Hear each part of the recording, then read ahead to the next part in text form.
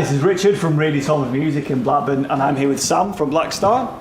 Hello. Hello, how are you doing? I'm very well. We're looking at the Artist 15 today, aren't we? We are, yes. So, what separates this from the rest of the Blackstar amps?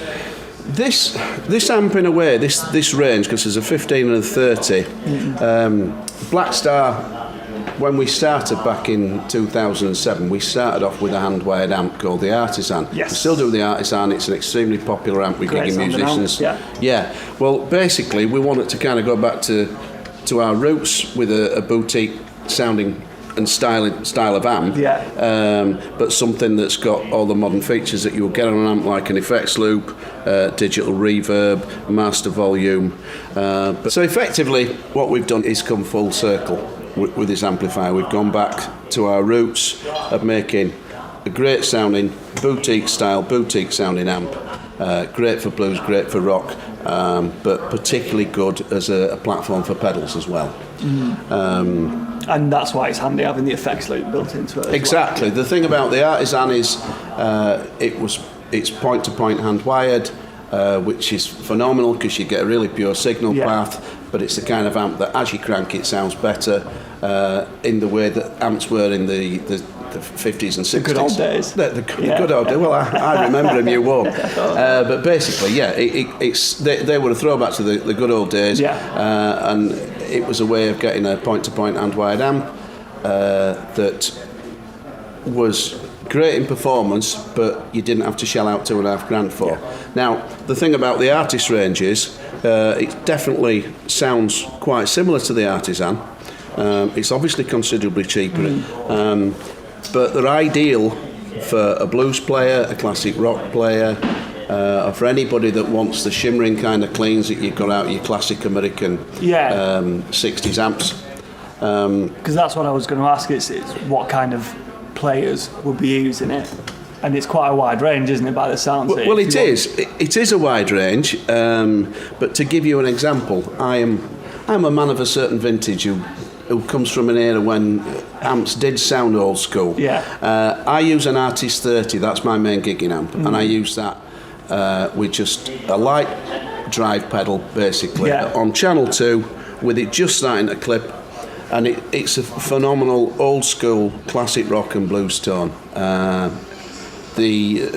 Particularly with the Strat, for instance, there are certain settings on here where you just push the gain to about 2/3 and you can get a phenomenal kind of slightly compressed Stevie Ray tone. But it is aimed at old school pedal kind of players. You would have your pedal board with 2 or 3 on there. But the difference is between a lot of hand-wired amps and our Artisan, or whether it's anything that was produced in the 50s, 60s or 70s that didn't have the benefit of the effects loop. This obviously sounds old school, but you've got an effects loop, you've got an emulated out, and Blackstar's emulated out is really, really good. Yeah, so can you send that to a PA as well? Yes, absolutely, so you can send it directly. Really and again, I can vouch for this in that I've gigged Blackstar ever since I started working there, and the emulated out is as good as anything out there. I haven't mic'd up since 2010 because you can just run straight into a desk, and a lot of the sound men that I've worked with have said it sounds better than... and it's easier as well, isn't it? So much easier, And yet, particularly the old school guys will say, oh no, you need an SM57. As soon as they try it, they don't. The other thing as well is you've obviously got a line in. It comes with the usual patented Blackstar features like the ISF. If anybody doesn't know what the ISF control does, what it basically means is you can find your sweet spot on the mids. A mid is normally fixed on an amplifier. So you've got your bass, you've got your mid, you've got your treble, and you would cut your mid at a certain frequency.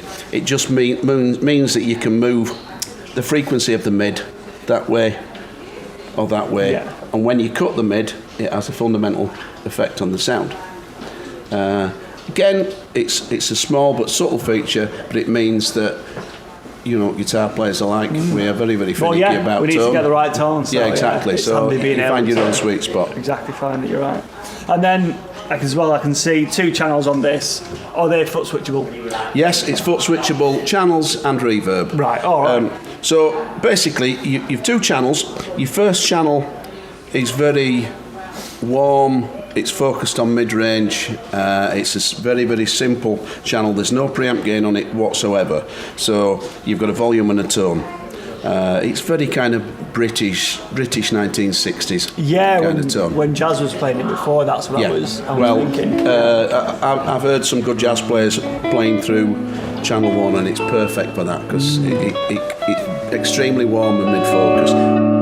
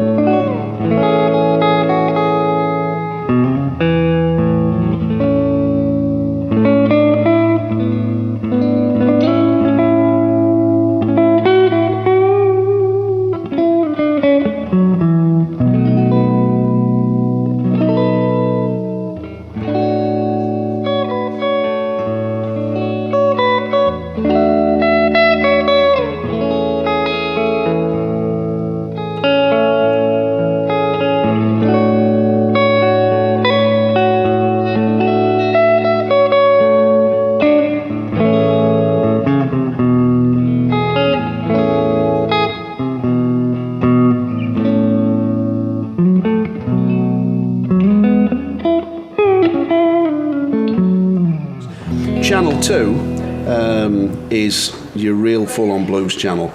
It's got a really percussive thump to it, a real sparkle to it.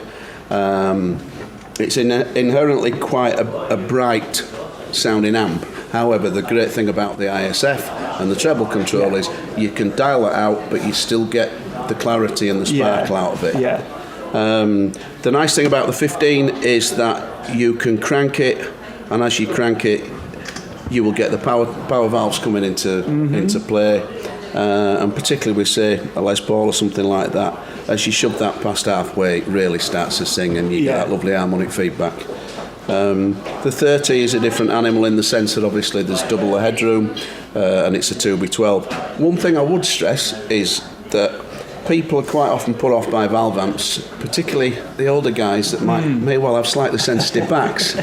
Gig mortis, as it's called, which is a day after a gig that I usually get. These things are not heavy. Number one, the construction, even though it's plywood construction, it is a light amp. We've put V-type speakers in rather than vintage 30s, so it's a Celestion V-type. The Celestion V-types are lighter. Right. I gig the 30, and you compare it, for instance, with our Artisan or maybe an AC30 or something like that, you know, the kind of thing, you pick them up and you know about it. These things really aren't that heavy at all. So I wouldn't let the valve aspect put anybody off if they think I can't have a valve because they're too heavy. So good stuff. Well, I think that just about covers it, doesn't it? Any more information, check the link below.